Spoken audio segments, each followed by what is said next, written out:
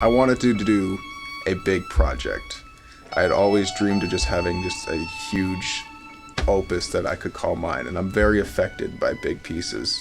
So in a way, it was pretty incredible that I got to do something that was just utterly 100% me. This is the first type of production I've done like this that incorporates dance and lighting and video. It goes from rock percussion to string quartet to, I mean, it's all over the place. It's really pushed me to just extend my art, and to see the final product was like definitely one of the most fulfilling experiences of my career for sure. I had no idea what I was heading into when Bill asked me to do it. Pluralism is everything. It's what you do listen to, it's what you don't listen to, it's all the influences that just make your music what it is. And when I was writing this piece, I wanted to write a piece that wasn't just a classical symphony or just a string quartet. I wanted to write a piece that had everything I had ever loved. The title, Music in and then Something, is sort of like a reference to like a lot of the early minimalists that I'm really into. I don't have any systematic approach to composing music. I almost always start off with a chord. And from the chords, once the notes start to move, you start to get lines. And you make use of these lines and then start using other lines and more chords. It's a very simple process, but at the end of the day, it feels very intuitive and organic, at least to me. When I think of Bill's style, I think of a lot of things.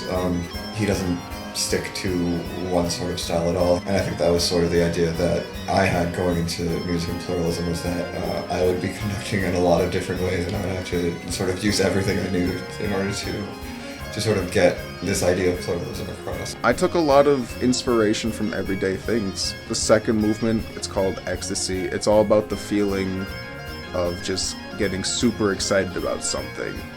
And of course, after you have a feeling of great excitement, there's always a letdown. And at the end of that movement, there's, a symbolic kind of letdown after this huge feeling of momentum. So I just worked around these really common ideas.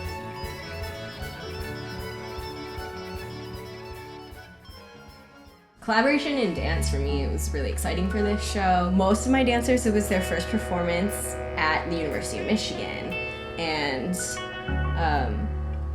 I didn't have a previous relationship with most of them. I was constantly vibing off them and kind of getting ideas from them. Working with them at first, just getting past those personal barriers and getting them to be open and attentive, especially because most of them had never even worked with, live musicians on stage, and we put them with, 16 of them at once. A show that didn't really have a lot of mercy on them endurance-wise. So it was a big challenge for me just to make them realize that, like, the far-reaching implications of dance so soon.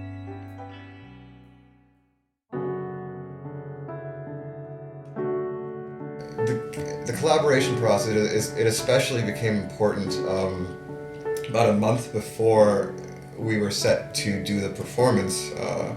Bill came to me and said, I have to go home.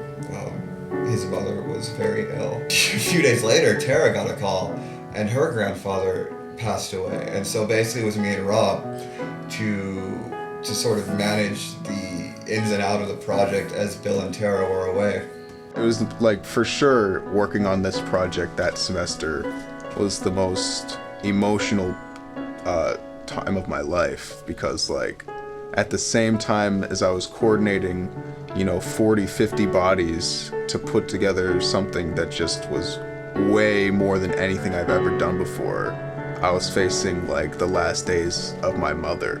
It was sort of, in a way, Music and Pluralism being premiered only 2 weeks after my mom passed was sort of this huge climax to my undergrad career. Just two completely opposing feelings in a matter of 2 weeks, and both are much, more emotional than anything else I've ever done before. Bill's mother passed away a few weeks before the project. Tara's grandfather passed away a few weeks before the project, and my grandfather actually passed away a few weeks after the project. So In many ways, this project was framed by loss, which made it a really profound experience for everyone. But it really made the project really special for all of us, I think, because we had to come together in a way that we wouldn't have had to before. Being able to work under this type of situation, I think it made us all better artists, made us all better producers, better conductors, composers, whatever. And it really strengthened the relationships between us, I think.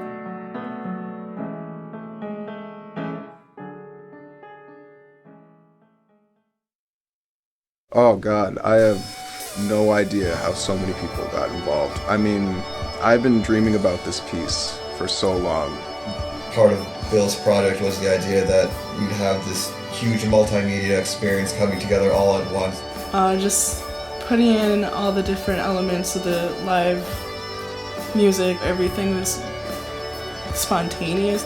What really snapped everything into focus was the team that Bill had hand-selected from the onset. One day Bill handed me this gigantic score and said, "This is what you'll be doing." This was the biggest surprise of my life, honestly, because I had no idea how unreal it would just feel and look once all of the different aesthetic departments of the visuals and the dance and the lighting and the music all came together.